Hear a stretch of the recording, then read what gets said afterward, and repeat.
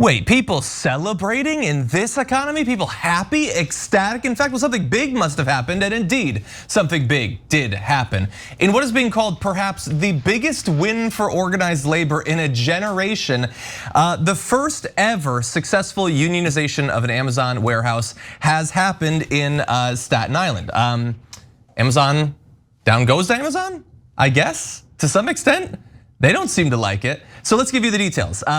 2,654 warehouse workers voted yes to form a union, while 2,131 voted no. So it was closer than I would have expected, closer than I think a reasonable person would expect, considering the conditions and everything, but doesn't matter, it succeeded, it passed, and they will unionize. Now the workers are seeking a $30 an hour minimum wage, better working conditions, including 2 paid 30-minute breaks and an hour-long paid lunch break, along with transparent promotion policies. But what is so fascinating about this is not just that it happened at all, that by itself is worthy of recognition, but that it didn't take the normal path. So there is kind of a loosely defined normal way that you go about unionizing a workplace. This was different, it was unconventional. So convinced that we're gonna walk you through the history. Convinced that Amazon wasn't doing nearly enough to protect workers from COVID-19, whether on personal protection equipment or social distancing, Christian Smalls, at that point an assistant manager at this warehouse, led a walkout way back in March 2020, the beginning of the pandemic. Now, Amazon immediately fired him, saying he had violated social distancing rules. And I'm sure that's what they were mad about. They thought he had just endangered another employee and they felt usurped, that's their job. No, it was because it was organizing the workers. So he formed an independent union, the Amazon Labor Union, which you heard them referencing in that video, convinced that a new union comprising only Amazon workers was the smartest way to rally Amazon employees behind a union.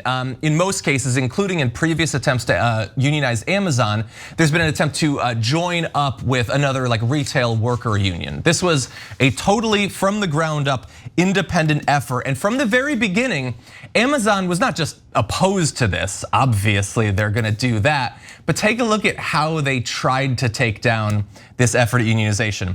Way back, and I remember us reporting on this, in a leaked memo of a meeting, Amazon executives, including CEO Jeff Bezos himself, said Smalls was, quote, not smart or articulate, and sought to create a media narrative around Smalls to make him the face of the entire union and organizing movement. Now, understand that demographically, many of the employees look a lot more like Smalls, young, black, Latino, working class and urban, than Bezos. So weirdly enough, Bezos's complete detachment from reality sort of bit him on the ass. And maybe they were successful in making Smalls the face of this movement. It just didn't have the outcome that they were probably expecting. Now we have a lot more on this, but I do wanna know what both of you think about it. Yeah, I mean, it's too bad that I think that, the Amazon workplace video just didn't include, like more hip, young black New Yorkers that they could pay to be like, hey, what's up guys? We don't need a union. Nah, like that would have done it. No, of course not. I just love that Bezos thought he could throw money at this problem.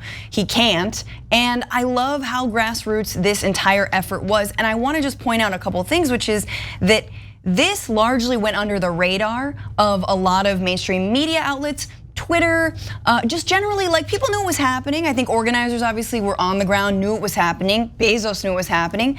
But it didn't get the attention that Bessemer, Alabama and that vote, which I know we're gonna talk about, that got. And it was successful. So it's almost a little bit of sort of a lesson in maybe kind of a stealth strategy when you sort of fly under the radar and then bam, you have actually organized the massive and the majority of your workforce to say, hell yeah, we want a union. And the main thing is, they want a union. Last thing I'll say, Chris Smalls is, it's so funny when people project exactly the opposite of what someone is. He is incredibly smart, he's incredibly articulate, he's an incredible leader. I was watching him speak outside of the warehouse today, and you're like, this is so galvanizing. It's just going to spur, in my opinion, a whole lot of other warehouses to actually organize. There's nothing more galvanizing than a union win. Yeah, no, I completely agree. I do think that this will definitely galvanize a lot of people out there and incentivize them by letting them know this is possible and it can happen. And the force behind having a union is so incredibly powerful and strong, especially when you're going up against a company like Amazon and Bezos, who are willing to invest everything to keep people disenfranchised. But what really hit me about what Bezos said about calling Smalls not smart, not articulate, it's like those are huge dog whistles for Black people. That's exactly what you're saying. This thought that even when we are, this thought that we're not intelligent, the thought that we can't formulate words, also articulate is just probably about the biggest insult ever. And saying that he's none of these things on top of it, it's just like you're really showing your cards in terms of who you are. That you not only are engaging in these racist dog whistles, but it really speaks to the fact that you probably dehumanize in your viewpoint your workers, and so you don't want them to rally together and fight together. You just want to continue to make money off their backs. And so I think this is a very strong move for Amazon workers, and I hope more people join and form their own unions. Yeah, I think there's a very strong chance of that. I mean, already, even if it was only this, it's over 5,000 people work at this one warehouse. This is a very large site to have the unionization, and as you were both saying, this is going to inspire more workers. We can certainly expect that, but let's also acknowledge, like, all of the regular Amazon workers that participate in this that could be and might still be terrified about the consequences. We don't know exactly what Amazon is going to do long term, and any one of these workers could have feared that they could have been summarily dismissed for organizing, spreading literature, all of that. And also, like, in the same way that this is going to inspire future efforts, like, take a look at all the people, including in the New York area, that have been successfully unionizing Starbucks locations. Honestly, the people in Bessemer, the employees there who gave it their all against an incredible amount of obstacles, and those who participated in like labor shutdowns and strikes at things like you had John Deere and Kellogg's and the Met, Coal, and like there's so many things that have happened over the past year. And every one of those, whether they were successful or not, and many of them actually were, helped to fight back against a combination of outright anti-union propaganda that has just been the status quo culturally for most of these workers longer than they've even been alive, and met on the other side by so little advocacy. You have some politicians who've done a good job in supporting either legislation or individual actions, but for the most part, it's been a steady chipping away at people's faith in unionization efforts or what a union can actually accomplish for them. So that there's more obstacles than we could possibly imagine, and so I like that we take a little bit of time to appreciate the success when it does happen. And I think it's really important to understand, even as votes in, let's say, Bessemer fail, it's important to know just how difficult it is to organize a yes vote to form a union. It is not easy. And I think a lot of people watching from the outside in think, oh, that's a no-brainer. Of course, why wouldn't you want a union? You're getting $15 an hour, if that. This is backbreaking work. You get treated like crap.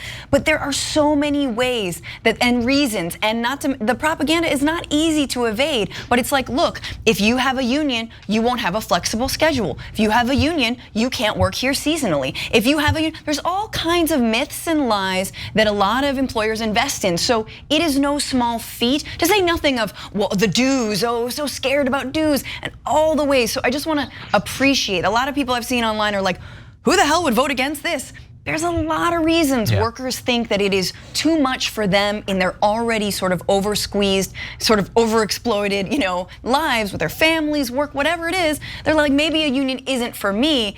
And this is proof. And again, how galvanizing will this be? I hope it's wildfire. Yeah, definitely having it pick up. It's crazy though that we are a century out of Upton Sinclair's The Jungle, and yet we're still fighting the exact same issues. And it just really shows you how capitalism is something that will always maintain some kind of hierarchy in our system, that a lot of people will actually make decisions against their own best interest out of fear or just because out of lack of education, and knowing all the efforts that Jeff Bezos put in to make sure people were kept ignorant so that they were kept divided. It's the same issues every day. Exactly, and I'm glad that you brought that up, because I want to move into a little bit of what was done to try to stop this from happening. So first of all, Amazon has some things on their side, like massive amounts of money, unlimited quantities of money to spend on this. So for instance, they spent $4.3 million fighting unions just last year. Now, when you look at what normal companies do, there was an analysis back in 2020 by the Economic Policy Institute. They found that very few employers had spent more than $1 million on anti-union consultants, and usually that's over the course of several years. Even spending a few $100,000 puts you on the short list of the most aggressively anti-union, but they spent over $4 million. So like always, like with our defense budget, money for some things, but not money to put into other things. And some of that money went towards, for instance, Global Strategy Group, which served as a polling partner for a pro-Biden super PAC before 2020, so that's fun. Anyway, since then, they've been working for Amazon producing anti-union materials, and in many cases, in fact, we've showed this on the Damage Report recently, Amazon management has been going in and illegally taking down unionization literature, and thankfully being filmed doing so. This unionization effort has been very savvy in using social media to spread their message and to show the strike back from Amazon. But finally, I want to give you Amazon's response to all of this, which thus far is brief. They put out this statement: "We're disappointed with the outcome of the election in Staten Island because we believe having a direct relationship with the company is best for our employees." That's what they're worried about. "We're evaluating our options, including filing objections based on the inappropriate and undue influence by the NLRB that we and others, including the National Retail Federation and the US Chamber of Commerce, witnessed in this election." Aww. They're not mad or sad at all. They're just worried about undue influence. It wasn't fair. It's not fair. We destroyed all of retail in America. It's not fair. Yeah. Like, we make people work 16-hour shifts and they don't take the elevator, but our goods do. It's not fair. Yeah. I have to go to Mars. It's not fair. I'm sorry. Like, it's amazing to me. I love this kind of stuff. I just want to say, with the consultant group, you guys should really dig into GSG, because they are the most swampy. And I don't like that Trump's stolen this from us. The swampiest of the swampy consultant groups. And this is why Democrats haven't seriously taken up a lot of pro-union efforts. Biden's paid a lot of lip service. I think that's a small nudge in the right direction. But all these guys, they worked for the Biden campaign. I think Jen Psaki used to work at GSG. Like, they are, look, ever since the '94 neoliberalization of the United States economy with the Clinton era of let's move to the center and let's devastate unions so we can save money by exporting jobs abroad. It's been a wrap. It's been a wrap for Democrats and being pro-union. They have not put any money where their mouth is. It just, when I think about what we all experienced over the pandemic and the fact that a lot of people lost their jobs or out of work, yet Amazon shares skyrocketed 87%.